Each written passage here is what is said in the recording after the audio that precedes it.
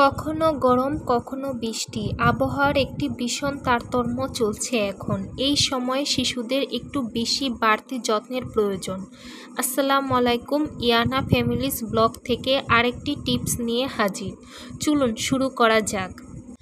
আমাদের ত্বক আর শিশুদের ত্বকের স্তর এক নয়। আমাদের ত্বক পূর্ণগঠিত, কিন্তু শিশুদের ত্বক একটু দুর্বল, তাই শিশুদের বিশেষ যত্ন নিতে হবে। গরমে কীটপতঙ্গের আনাগোনা বেশি, তাই খেয়াল রাখতে হবে কোনো পোকামাকড় বাচ্চাকে না কামড়ায়। দিনের বেলাও চেষ্টা করবেন মশারি টানিয়ে বাচ্চাকে ঘুম পাড়ানোর। আর প্রতিদিন ঘর পরিষ্কার রাখবেন।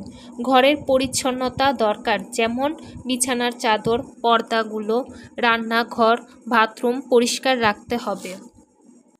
কক্ষ তাপমাত্রায় থাকা পানি বা হালকা গরম পানি ব্যবহার করতে হবে। বেশি ঠান্ডাও না, বেশি গরমও না, মাঝারি গরম ত্বকে পানি দিতে হবে।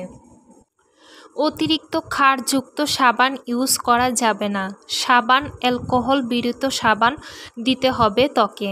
শিশুদের নখ ছোট রাখতে হবে, চুল ছোট রাখতে হবে, ঘাম হলে মুছতে হবে। পুরা শরীরে ঘাম মুছে দিতে হবে, কারণ বাচ্চাদের ভাঁজে ভাঁজে শরীরের ঘাম জমে থাকে। শিশুদের ঠান্ডা রাখে পেট এরকম খাবার দিতে হবে। প্রচুর পরিমাণে পানি খাওয়াতে হবে। গরমের থেকে স্বস্তি পেতে একটু খোলামেলা পরিবেশে, ঠান্ডা পরিবেশে হাঁটাতে হবে, খেলাধুলা করাতে হবে। আজ এই পর্যন্তই, আবার নতুন কোনো টিপস নিয়ে হাজির হব। খোদা হাফেজ।